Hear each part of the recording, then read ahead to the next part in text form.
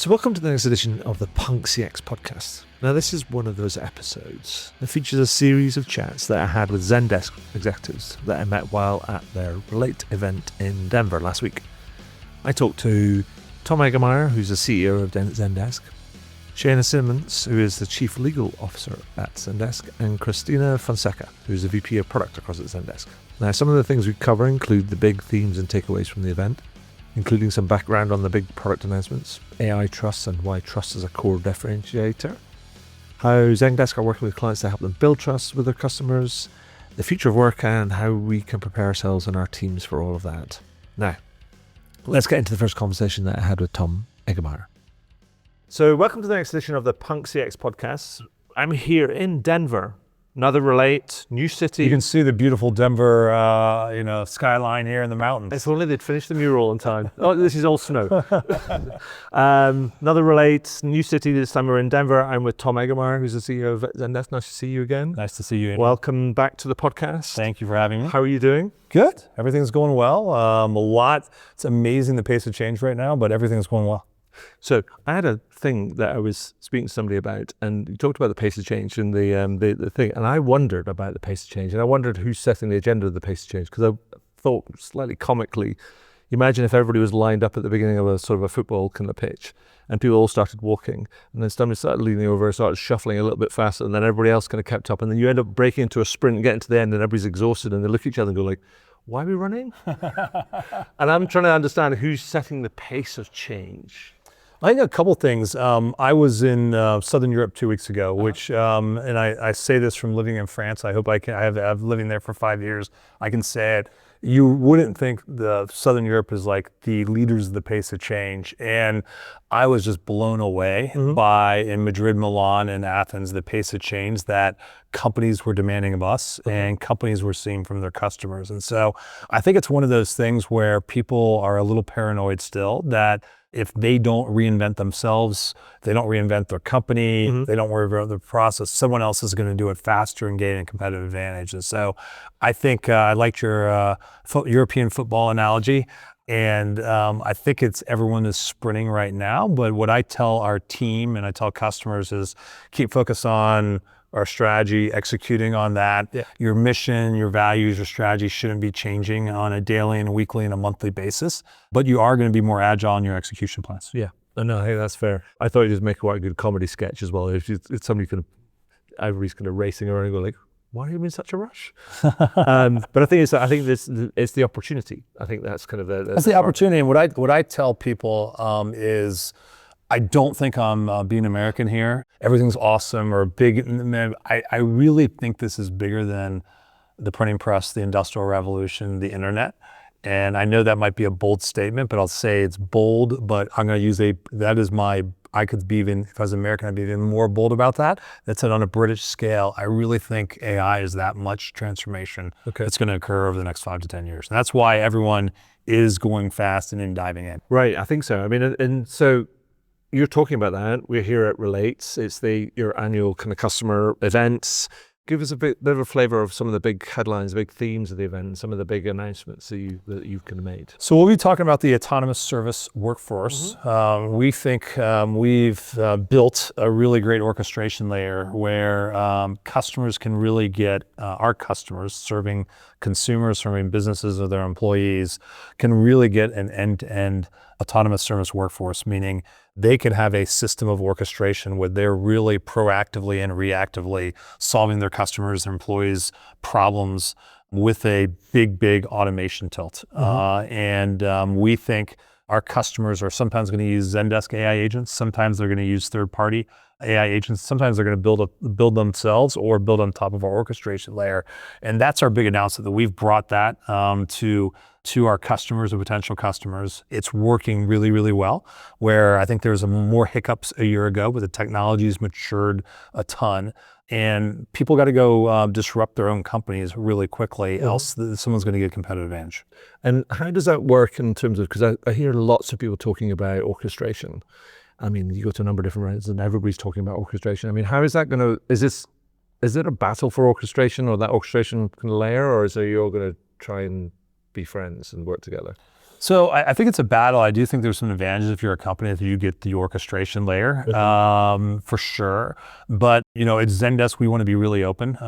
We've redid our partner program with some like really enhanced security requirements, and we've had over 1,000 companies put their apps in our marketplace, including about 20 AI agent competitors in a while. But like we want to be open, and kind of the proof is in the pudding. Last year we did 800 billion API calls on our platform. Our customers did. This year we think it's going to be over 1 trillion, plus there's going to be MCP server interactions. And so we think there's a race on the orchestration layer. On the other hand, we do think that being open, being a system that other people can create their AI agents on, customers can use our AI agents, is going to be the winning formula. And do you think how people will decide where their, if you like, in inverted commas on an audio sort of the recording, where their orchestration home base is going to be aligned to almost their preferences in terms of technology? So, like some people can say, "Oh, we're an SAP house." Some people say that they're a Microsoft house, or where they lead on. Some people are service first, and some people are more marketing brand first. Do you think that's going to have to play out? I think it's interesting. I think CIOs are going to be more important than ever. I think in the SaaS world, business leaders made a lot of decisions about the softwares they were using.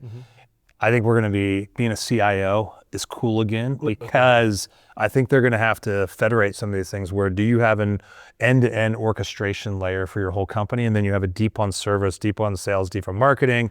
Do you have smaller orchestration layers? And so I think there's going to have to be some of these decisions. And I think when you talk about security, governance, how everything works together, CIOs are cool again. Right. Okay. So I also wanted to ask about the where we are in that sort of whole conversation about kind of the AI adoption kind of thing, because we spoke last time in October. It seems like 3 years ago in this AI time. 8 or 9 months ago or something. And you introduced me to a concept called the service dividend, which I since then have been kind of touting around the place, and sometimes acknowledging that I got it from somebody else, and sometimes naming yourself, but then you also admitted to me that you could have stolen it from somebody else. I think I might have. I'm not sure if I came up with someone else. You forget nowadays. It's a cool idea, and it really kind of hit home with kind of people, because they're like, because it just frames things in a different way. And you said that at the time, you'd starting to see people shifting away from being, this is a cost-saving exercise, into being, this is an opportunity. And I wanted to see how 8, 9 months on, how that conversation, just in terms of the whole moved towards AI and how people are thinking. It's interesting. I think some people still look at it as a cost savings opportunity. I don't think service dividend, unfortunately, has become a widely used term of art yet. But what I'm seeing, and I'll use Zendesk as an example, is we've now automated 60% of our customer support interactions on level 1 and level 2. Customers are getting higher satisfaction, 24/7. I don't think we're quite at 100 languages, but a ton of languages, and so it's all great.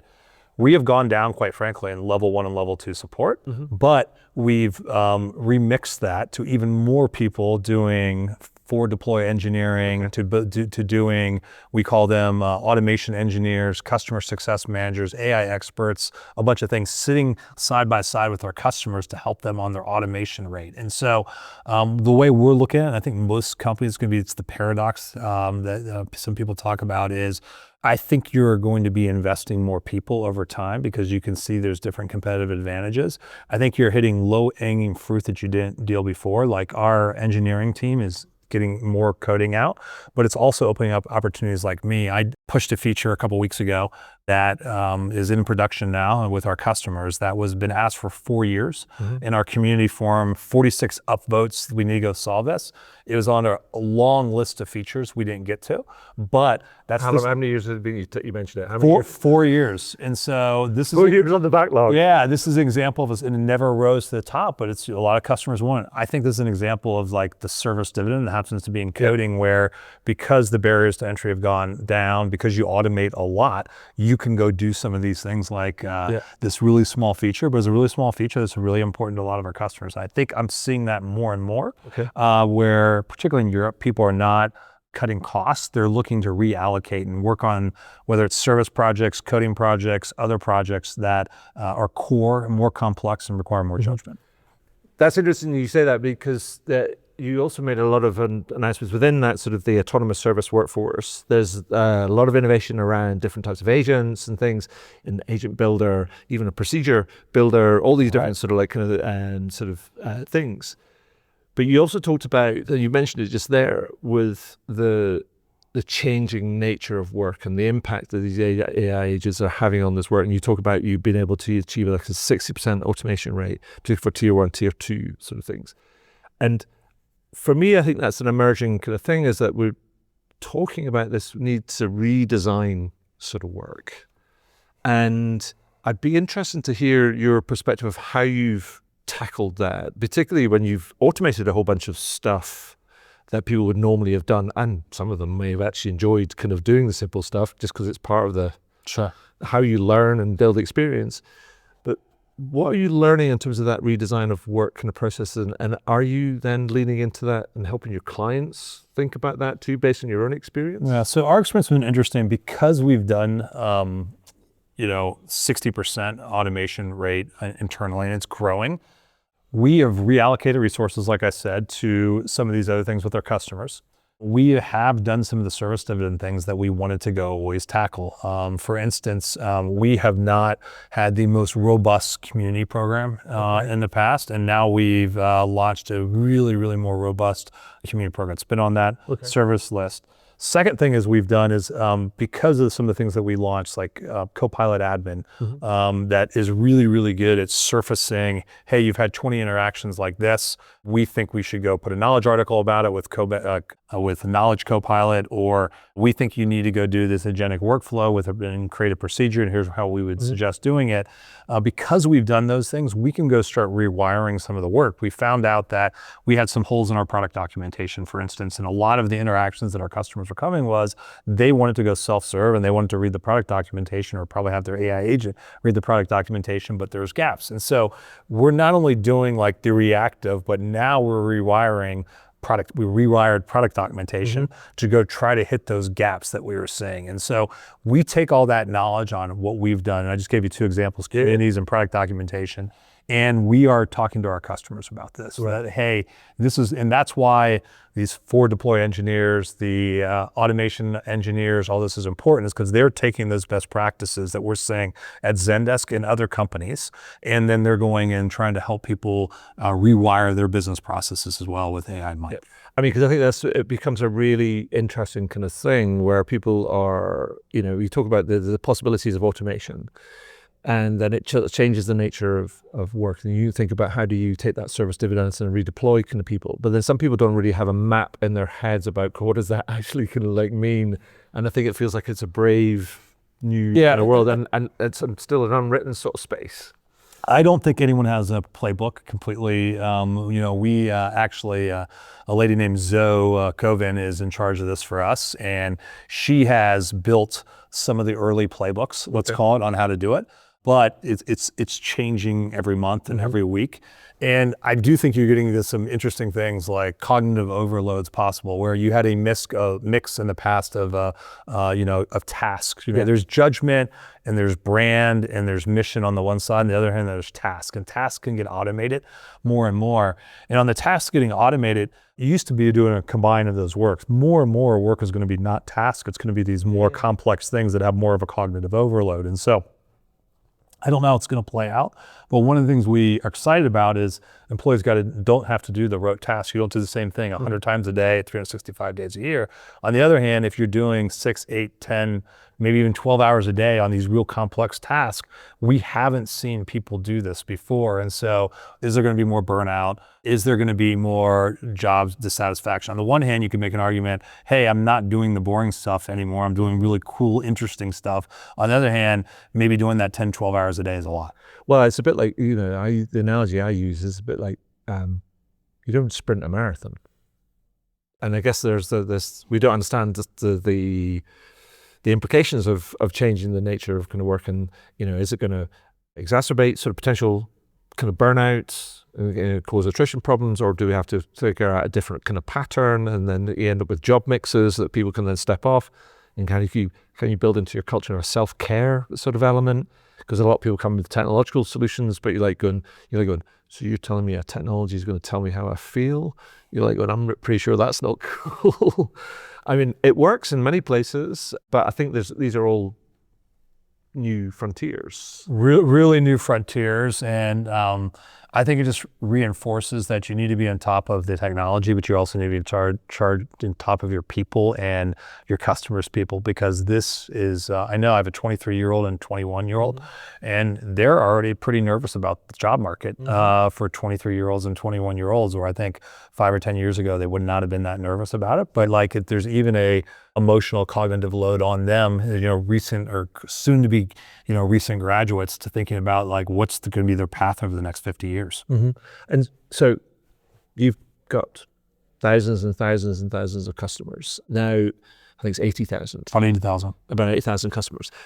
In this sort of like space, I'm sure you're probably seeing some leading lights, people that are doing some, they're doing some interesting sort of stuff. I mean, what are you learning from your customers in this regard that you can say, well, actually, we think that they're doing the right thing, and if we could see there's something that we're thinking about, but if we could see more people do this sort of stuff, then I think that we go far kind of wrong. Yeah, it's interesting. I've gone to 3 CEO conferences the last 6 months. I usually did not go to those because I usually didn't get a lot. And every time I filled a couple notebooks with like golden nuggets on what I think are good. And I hope I'm providing value when I go visit customers, but I get a lot of value when I visit customers right now. Like I was with this Athens. I used him because I was really just blown away. One of our larger customers, CEO in Athens, and he's got his own AI agent for writing speeches. And I'm using non-service customer employee service purposely. I've gone back and I've really, I wouldn't call up my game, but refined kind of my voice, because I've created an AI agent for speeches now. I still work with someone on the product marketing team, and communications team, we write stuff, but then I'm running it through the AI agent. This is kind of the voice I want. Here are past speeches, ones that went well, not so well. How can we get it more? And it's just really fascinating. So I'm learning stuff personally every time I go visit a customer. I hope they're learning as much from me as I am for them, but not just customer and employee service, just like how they're transforming their team and their business with AI. Perfect. Anything that I should have asked you that I didn't ask you that you'd like to add? I can't think of anything, Adrian. I'm sure on your flight back to Edinburgh, I'll think of like 17 different things. Yeah, exactly. I should have talked about that. But it's an exciting time where, we talk about every 6 months and the massive changes in 6 months. Like I knew 6 months ago, FDEs and AI experts and stuff with our customers are important, but I'm seeing now 6 months later, those where we had someone working closely with them and embedded, the automation rates and satisfaction versus we didn't. Massive difference. Sure. I had an inkling maybe on that 6 months. Now, like demonstrable facts. The market is just moving so fast. It's exciting. I'm still American, so I'm still going to have that optimistic attitude about this, that this is going to work out, be good for our customers, good for Zendesk, and good for humanity. But it's just a fascinating space right now. Fantastic. Thank you. Thank you. Well, I really enjoyed my chat with Tom. I really like how he talked about the autonomous service workforce, how we should be leveraging this service dividend and the rising importance of the CIO in technology choice right now, and how, lastly, how we should be managing cognitive load in any job redesign. Really, really super interesting. Anyway, let's not dwell on that. Let's get into my chat with Shana Simmons, who's the Chief Legal Officer at Zendesk, where we talk about AI trust, why trust is a core differentiator, and how Zendesk are working with clients to help them build trust with their own customers.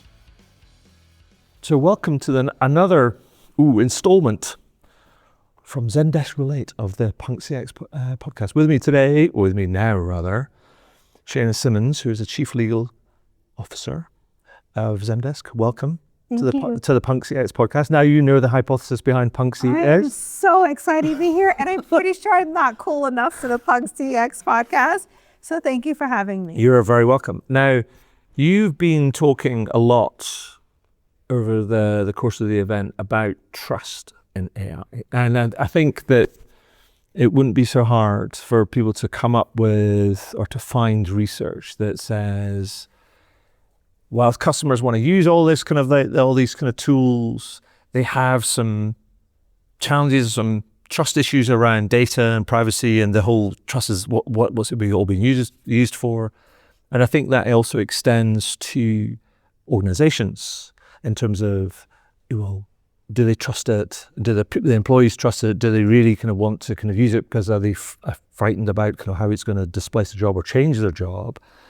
And you said, I want to get this right, you said, trust is the core differentiator. And I said, all right. All right. Please explain. I think trust no longer sits with just the security and legal function anymore, right? Trust is what you are thinking about, any consumer thinking about, anyone, any vendor is thinking about as the product differentiator, right? And the value proposition of the product. Mm-hmm. And I say that is because, well, you said a lot of things about trust. Do you mind if I go back into some of it? I have these expectations. You come from a legal background. Let me kind of unpick some of this. I want to unpick. Is that yellow pad? It's a yellow pen. Yes, it's a yellow pen. I want to challenge this idea of trust in AI and data. Okay. Right? There's AI, which is now available to all of us as consumers. Mm-hmm. I'd love to know how you're using AI after this, but we're all using it. My mother's not using it yet. She's a Luddite, a true Luddite, but all of my sisters, all of my friends, all of my colleagues are using it. So now we're talking about it more. But the underlying commitments that most of the enterprise companies like Zendesk has made around what we do with your data has not changed. No.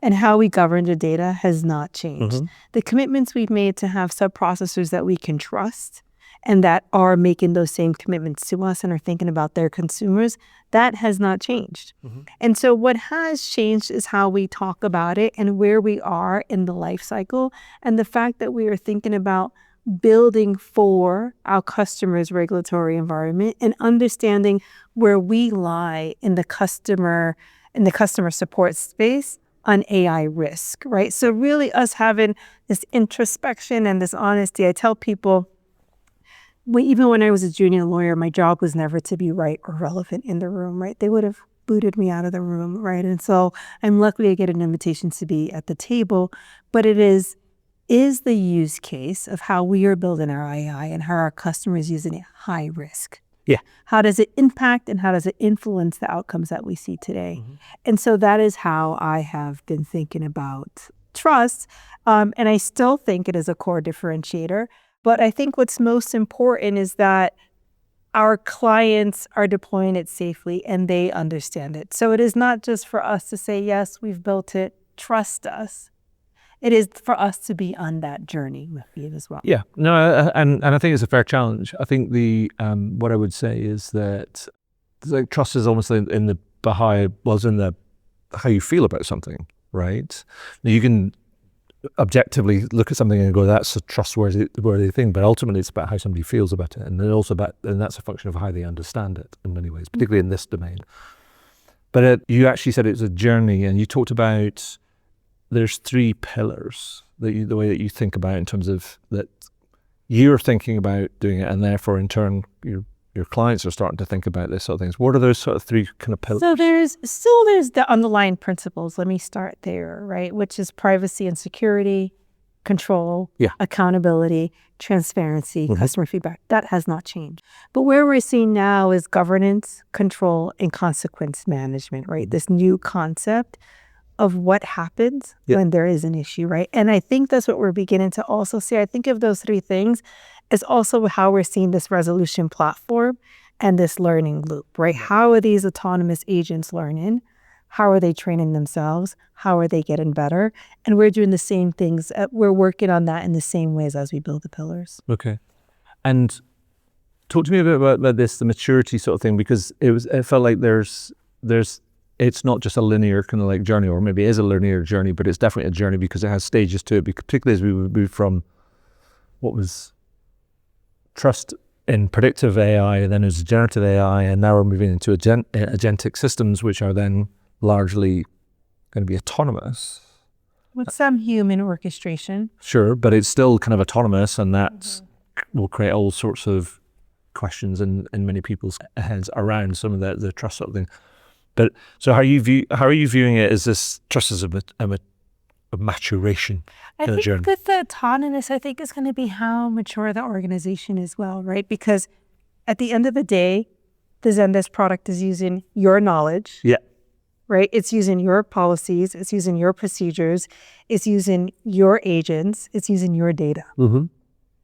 And so I'll say this a little bit. I was telling someone, I said, AI now is like technology is like drinking tequila. If you drink tequila, it'll show you how you're doing on the inside sometimes. Okay. Lubricate, please. It kind of shows you how you're feeling on the inside. And I feel like AI right now is telling us, or even these autonomous agents, is how are our own processes? Oh, I mean, without a doubt. I mean, it's like there's them slapping kind of AI onto the top of something. Yes. Doesn't turn it into like a supercar. No, but I think that when we talk about this autonomous AI and whether we can trust it or not, you can't unless you've done that work. This is true, but also I guess you've got to have the right sort of governance around that and the right sort of ability to audit. Correct, and that is what we've built in 2 hours, right? We've built the logs. We've been doing that, right?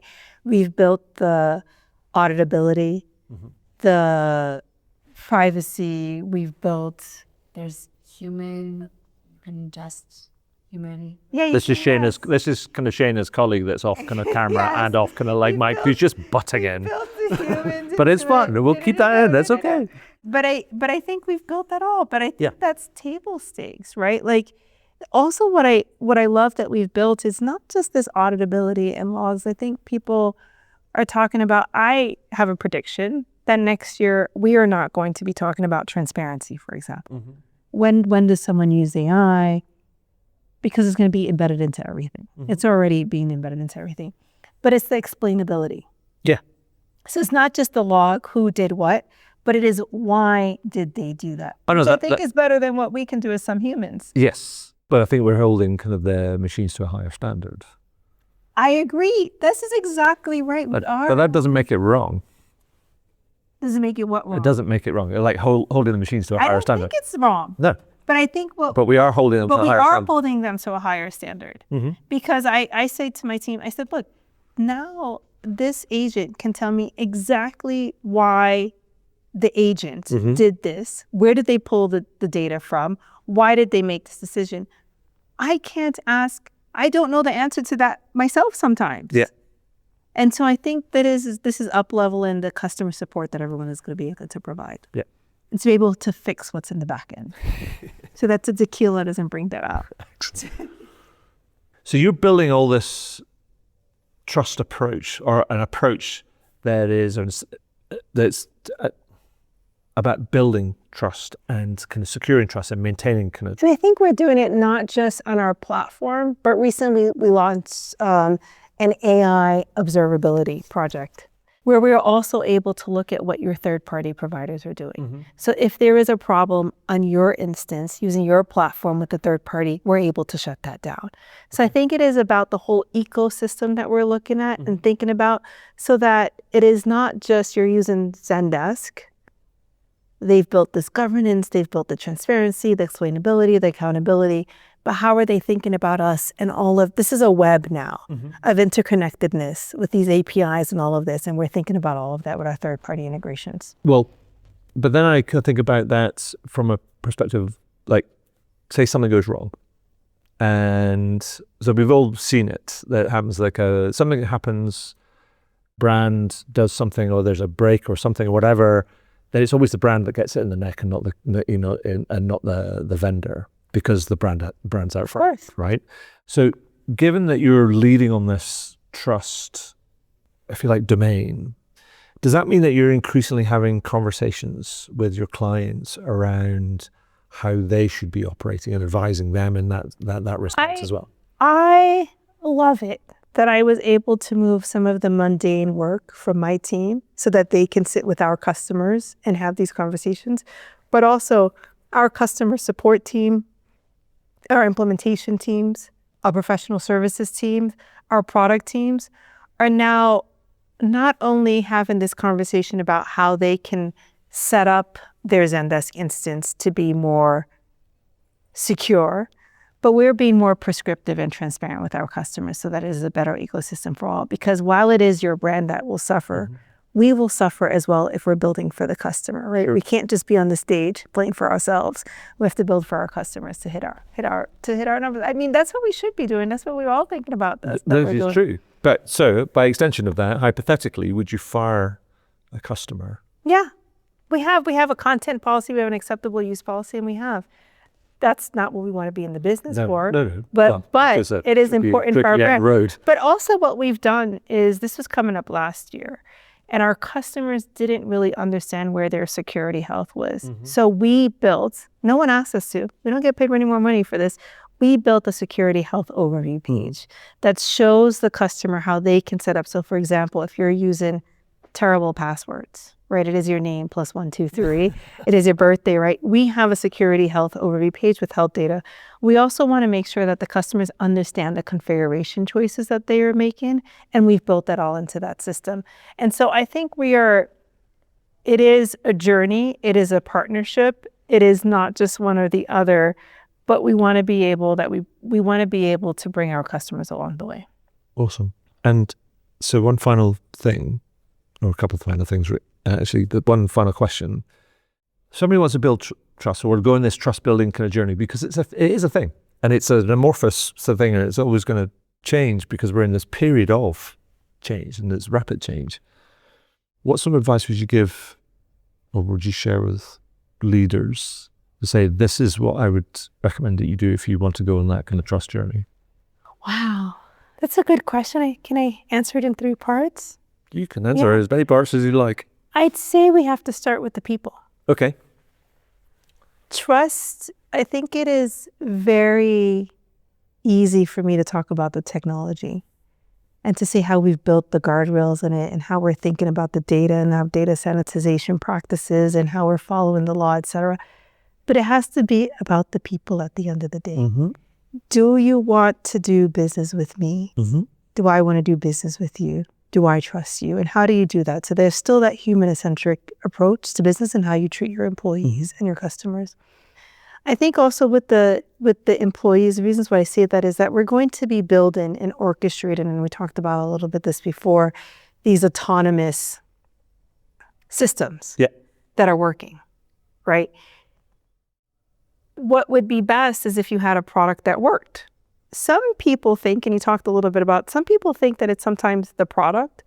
And what I have found, even in my own use of software, I can tell you, this is a really silly example. When I got here, we had a e-billing for outside, so legal lawyers use the e-billing software. And I was ready to fire the vendor. I'm like, get the vendor on the phone with me. This software is terrible. I've lost hundreds of thousands of dollars with outside counsel. What I realized is the problem was how we configured it. Right. And so it is going to be just as important that we are building the right thing, and we're working with our partners to configure it in a way that works for them, so that they are getting the outcomes that they're working on. And last, I'd say it's to start early on. Make sure that everyone is comfortable using AI, using the tools, and that everyone has the agency to build these systems that work, because you can't build something if you don't know what good looks like, to one of your points that you've made earlier. I think that's fair. And that's great. No, and thank you. Don't need to. I need to say it feels it's very human first. I think we have to be.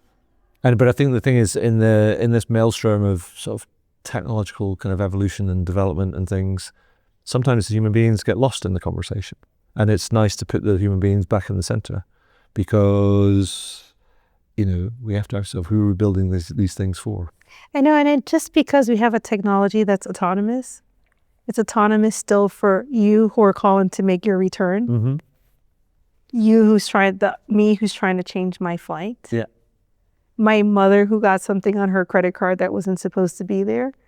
At the end of the day, we're still building for me, you, and my mother. No, absolutely. One final quick sneaky one. What question didn't I ask you that I should have asked you? Gosh. What am I most excited about Sure. to see this week? And I'd say it is our launches that we're making in the employee service space. And it is not because it is our biggest segment, right? Customer support is our sweet spot. And I think the customers figured out that we could do employee service and started to use it. And it was a little afterthought. And now we're putting some focus and some engineering and some focus there. And I'm excited about it so that my team can use it. We've already used it now. We've gotten a lot of what's important for me is that my team with AI also, they don't feel lost with it. Yeah. And so we were doing extremely manual, menial work in answering these customer questionnaires. We'd get them, they were thrown over to us. It was simple questions like, what is the company's legal entity name, right?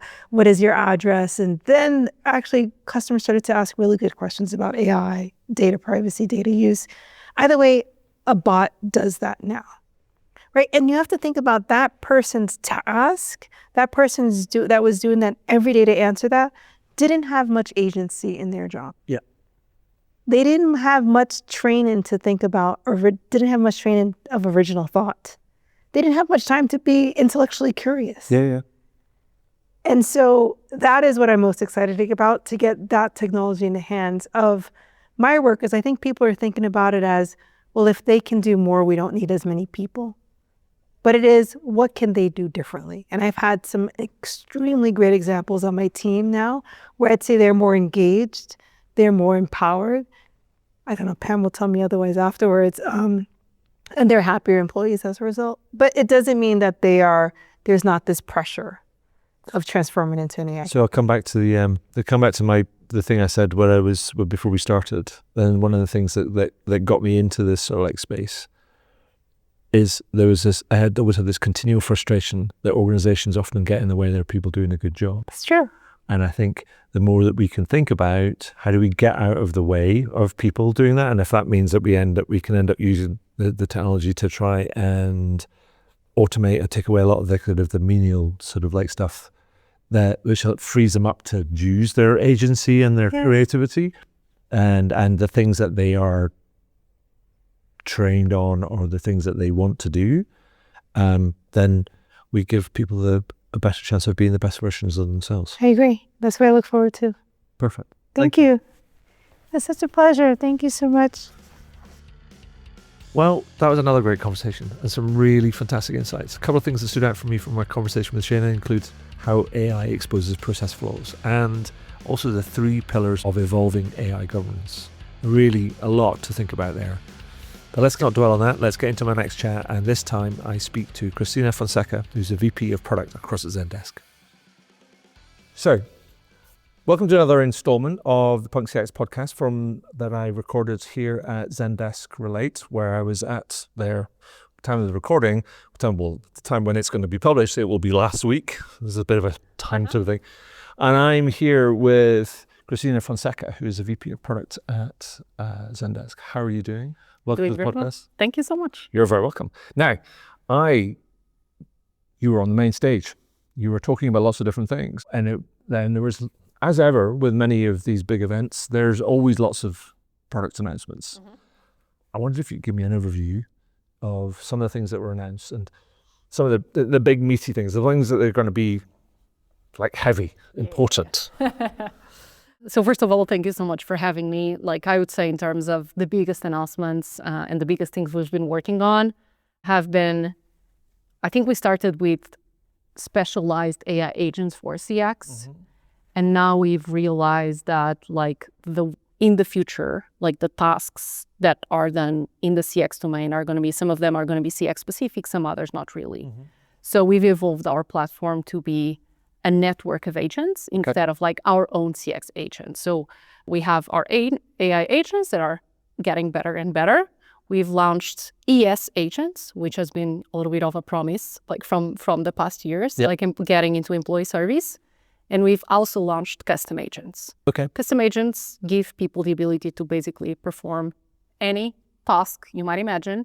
And is that where kind of Agent Builder plugs in? Yes, exactly. And then I would say another big thing that our latest acquisition powers is having CX agents that are not tied to the Zendesk platform. Okay. So I can go to Salesforce customers, Freshdesk customers, like ServiceNow customers, and they can use our bot, basically. So this is what we call. And vice versa. Yes, I mean that was already happening, right? Okay. But we couldn't really, like, if you wanted to buy our bot, then you would have to buy the entire solution. Yeah. And we've changed things so our AI agents are a little more broad. Okay. Then, and I think like a hot topic these days, like there's a lot of things on the Copilot side, and I think a big theme for our product is how can we make customers successful without them having to put a lot of effort on the configuration side. Right. Okay. It's like self-service, like getting you to just leverage the data you have, the historical data, because customer service, like there's a lot of historical data you can leverage in order to set things up. And that would already give you a lot of value. But maybe one of my favorite things is what we call admin copilots. Okay. I mean, we launched the first AI add-on 3.5 years ago or 4 years ago, which is a long time ago. And adopting AI from the agent side was never the bottleneck. But having admins commit to it, implementing it, understanding what good looks like is still a problem that's not fully figured out. Because, I mean, like, technology is relatively new. There's so many solutions out there. So the people in charge buy the vision and buy the fact that they need to invest in AI, but then they're like, okay, like, where do I start? Yes. So Admin Copilot is this engine that basically tells you what is it that you should be doing next in order to optimize your setup. Okay.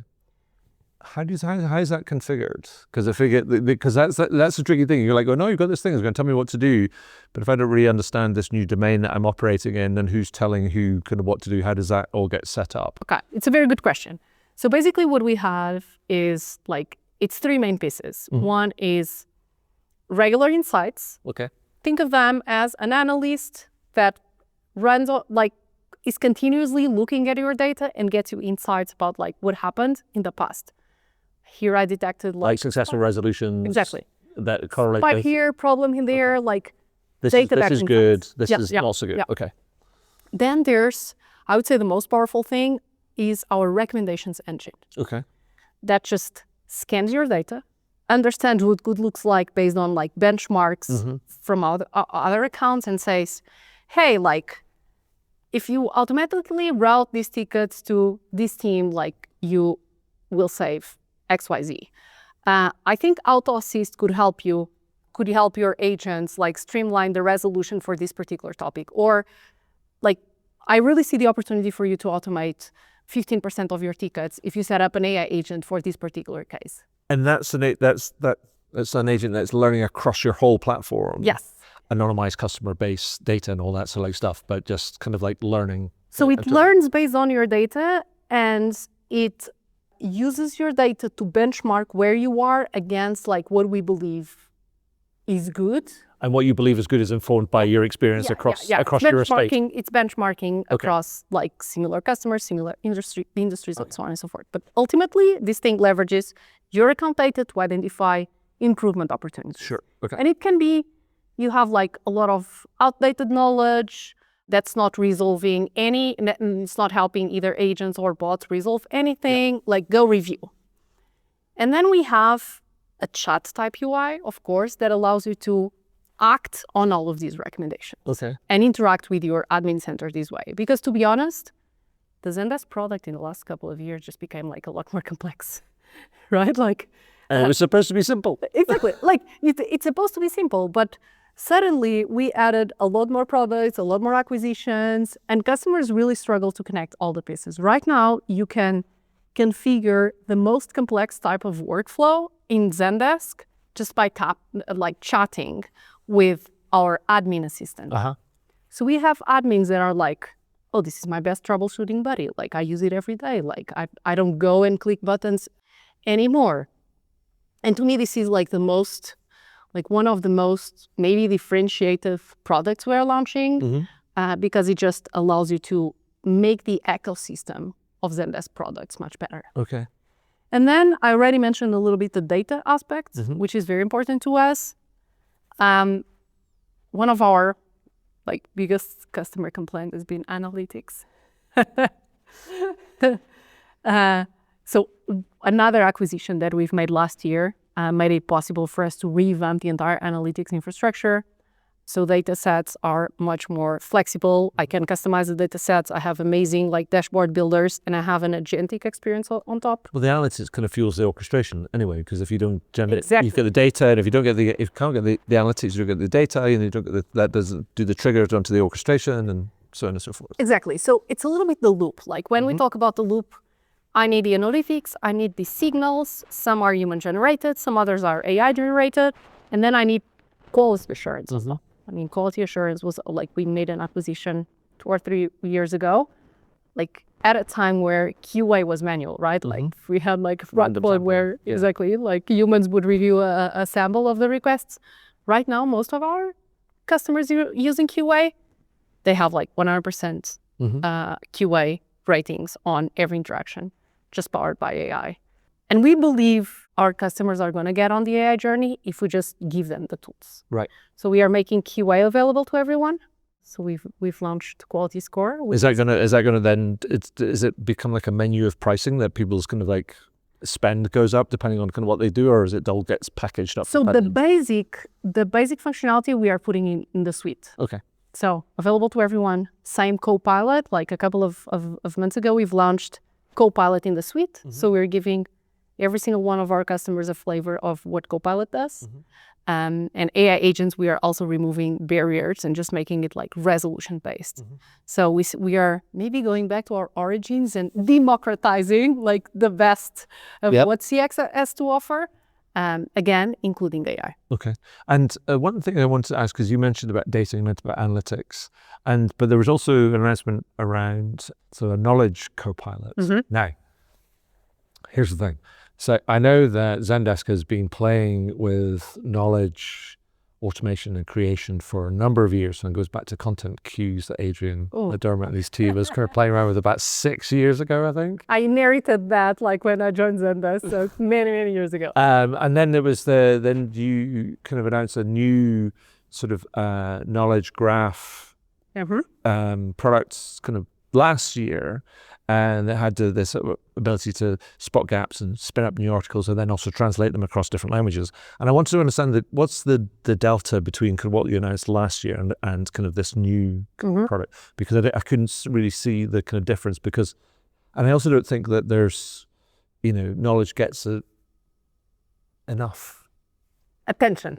Exactly. And it's like, I think Adrian kind of like said it kind of like when I spoke to him last year. So is like, if knowledge is like if AI is the next industrial revolution, then knowledge is like the coal. Yeah. Because you don't do anything, all this sort of stuff without that sort of like knowledge. that's like the data in the context like is one of the most important. Yeah, the unstructured data is the one thing, but you also have this structured kind of knowledge kind of data is the other thing as well. So what's the step on in the knowledge kind of products? Okay, so very good. I think I don't want to go back to content queues because the technology and the tools were very, very different. No, that's kind of fine. I know this, but it's a journey, right? Yeah, exactly. But you're right. So last year with the knowledge graph, like what we've committed to do was to connect to a lot different sources of knowledge, because that has also been a little bit of a gap in our products. Like, so we can use the knowledge we have and the data we have internally, but also like map that with like other sources of knowledge customers use to run their operation. So that was the first step. Okay. But now, sometimes the knowledge base, like wherever it lives, the knowledge base is just not up to date, it's not complete, it's not working, and we need to create this improvement loop. And this is what's embedded in Knowledge Copilot, which is like, I flag, this article is being used in a lot of different flows, but this is not leading to resolutions, which is our ultimate goal. Like, you should go and review it. Like the bot is trying to help customers with this particular type of request, but can't find good knowledge in the knowledge base. Right. I'm drafting you the missing piece, and I'm asking you to review and approve, so then next time the bot can use it. So basically the Knowledge Copilot looks at the knowledge, like your Zendesk environment leverages, and makes sure those are complete and up to date and relevant for the ecosystem. I see. So there's almost like an ongoing real-time sort of assessment, scanning of the knowledge kind of landscape. So it's like, and it's like, oh, there's that's not quite working, that's not quite working, that's not quite working. And it's built on top of the admin Copilot infrastructure, which does this for other areas as well. It's like, okay, I detected a knowledge gap. Right. Here's the recommendation on how to fix it. Like, I did half of the work for you, but I need you to review. Yeah. So that's basically. Okay. So now I want to change tack a little bit and move away from events and product announcements and stuff, because I don't know if people will know, but you are one of the founders of TalkDesk. You also founded and was CEO of Cleverly.ai that was acquired by Zendesk about 4 years ago, I think. 4.5. It was the first AI acquisition before AI was a thing. Yeah, well, and there was a thing before generative AI kind of took over the world. Exactly. So you've been in the sort of customer technology sort of like space for what, 15 plus years now. And I just wanted to kind of ask you to kind of reflect on kind of like some of the biggest changes, some of the biggest lessons that you've kind of like learned, and also just get your perspective on where do you think the industry's kind of going in the next couple of years. I know that's a big thing. It's a big thing, and like it's. So break it down into pieces. It's a very good question, and I think like maybe we are in like the third wave of. I mean, like TalkDesk was all about the cloud movement, right? Because like phones were not in the cloud. We did put phones in the cloud, so it was leveraging the cloud to make CX like way easier. I think then AI was, I mean, when we look at the entire industry, there's just a lot of manual work happening everywhere. And AI, like in theory, solves that. But it's still not done, right? Like, and it still takes a lot of effort in order to truly automate all of this manual work. So when we founded Cleverly, that was the assumption we wanted to prove, especially making it scalable. Okay. Because implementing AI still takes a lot of manual effort. Right now, a little less, but I believe in a future where the system just learns by itself. And we don't need as many like hand-holding and human effort in order to get progress. So at the end of the day, I believe we're still trying to solve the same problems as we were 15 years ago, but now have way more powerful tools. And the bottlenecks are still, how can I leverage these technologies to build a system that self-improves and that does the work, and we are not relying on humans all the time. And by the way, like, these humans also don't want to do it like most of the time. Like, entering a call center is quite an experience because these people like have a job that's not very sophisticated. They do it because they need a paycheck at the end of the month. And there's better ways to do what they're doing.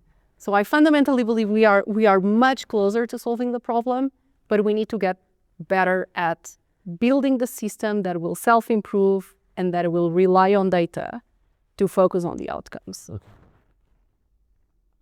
So not a solved thing. It's like I mean, it's sometimes the problem is really simple, you know, and sometimes we because I almost think that I always could say to people, look, like, here's kind of the ideal thing for somebody is like, imagine you have a group of people, multidisciplinary kind of group of people sitting around a table like this, and there's a phone in the middle of the table, and somebody calls and somebody picks up and goes, hi, and then they go, yes, can I help you? And then they go, it's for you. And they just kind of pass it kind of around. And there's no gaps or spaces between it. It's like, that's almost like, but that's not scalable, but that's kind of almost the solution. How do you kind of do that? How do you push as much knowledge and experience to the front as you possibly can? And I think that's the problem that we're trying to solve. How do you aggregate all that kind of data and push expertise and things kind of to the front? So yeah, it's interesting you say that we're still solving the same problem. I think that's it, right? Like if you ask me what's going to happen in the next couple of years, like we're still going to try to solve the same problem with better tools. But I think the key answer is, how do we create the system that can do it smarter? Yes. In a smarter way. But then if I think about all of that, and I think about the human side of things, you do mention people that work in the contact center, and then maybe it's everybody that's going from like a customer service rep to everybody who is working as an executive or a professional or a practitioner. And there's a lot of people, there's a general feeling that people are just going, I'm running around kind of like feeling, oh my God, I don't know what's going on. It's like you feel like you're in this maelstrom of just stuff. And then there's people talking about all these different changes and how things are going to be, you won't get replaced by AI, but you'll get replaced by somebody who can use AI, and that, all these kind of tropes get kind of like run out. And I'm like, you know, but for somebody who's sort of in it, who's been at the forefront of some of these innovations, has been an entrepreneur, has been a leader, has founded and led their own kind of companies, and is thinking about this a lot and involved in lots of different products and innovations now. I mean, people are confused. Many people are confused. And many people are a little bit scared, a little bit anxious. So what would be your best advice to somebody who might be listening to this, to say, if they wanted a bit of a steer, to think, oh, if you did this or these things, is more likely to help you to succeed, or to maybe even future-proof yourself to maintain your relevance? Because actually, ultimately, that's all we really want to do, is be relevant and be useful. Be useful, yeah. So what do you think? What advice? I know it's a big question. No, I think like that's true, but also what AI is also doing is democratizing intelligence a little bit. So ultimately, what I believe we will see is the role of humans elevated, because they also can access more data, more tools, and do more complex tasks. So, like, to be honest, my advice would be like for people to use all of these tools. Like, just don't be afraid, just try them out, just understand the possibilities, because that's how we up-level ourselves. And this is happening not only like in the contact center area, in product, in engineering. Like, we are all going through this revolution of like, how do I upskill myself, and how do I learn, like, what's my job like when I have access to like a lot more data, a lot more intelligence. So yeah, like, just use the tools. I think it was there was, I think Shashi kind of like was on a panel, and kind of it's a really interesting example about how he's talked about what they've done with the product engineering kind of like team, or the engineering team, because they said like, we want you to all use the coding kind of tools, but you can't go in and change the code yourself. You've got to actually kind of get used to kind of, and I said it was just... All you can do is give instructions. Yeah, all you can do is give instructions. You can't go in and actually kind of, you can inspect the code, but you can't change it. You can't physically change it. You have to just kind of tell the tools kind of what to do. And he said that was just such a massive cultural change. But once you've got over it, productivity has gone kind of through the roof. Yeah, for sure. Like, right. But that's, so before the bottleneck used to be how fast you do like all of these individual tasks. Now suddenly you're finding bottlenecks like in other parts of the system. So your job becomes to like solve those bottlenecks, right? Like, I think, for example, the role of product managers is really changing, because if engineers can code way faster, but we need to be accountable for telling them like, what is it that they should be working on, right? Because you can go like super fast, but if you go in the wrong direction, that's a problem. So I think this new agentic coding, like using AI tools to do like more and more, also comes with making sure people work on the right things, make sure people understand what the other bottlenecks are, and create new jobs to be done that maybe were a little invisible before.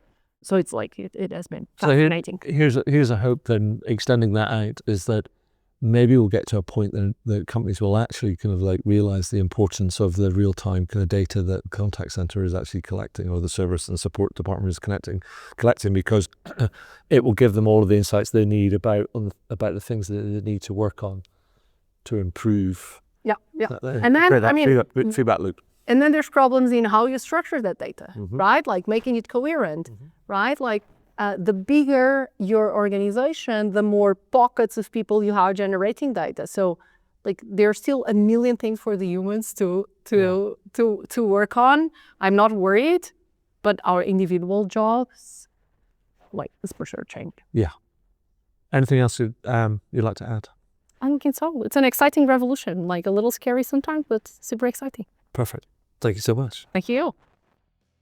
Yet another really great conversation. I really enjoyed my chat with Cristina. She's got such a lot of experience as a founder, an entrepreneur, and a product leader and engineer. I mean, just brilliant.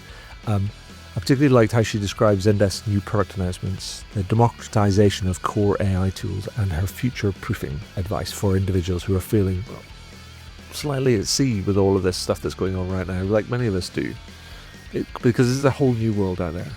Now, before I start musing on that, let's bring things to a close. I really hope that you enjoyed the series of conversations, you got a lot out of them, and that you go and check out some of the new announcements that Zendesk will be making. So do tune in again, and thanks very much. Bye-bye.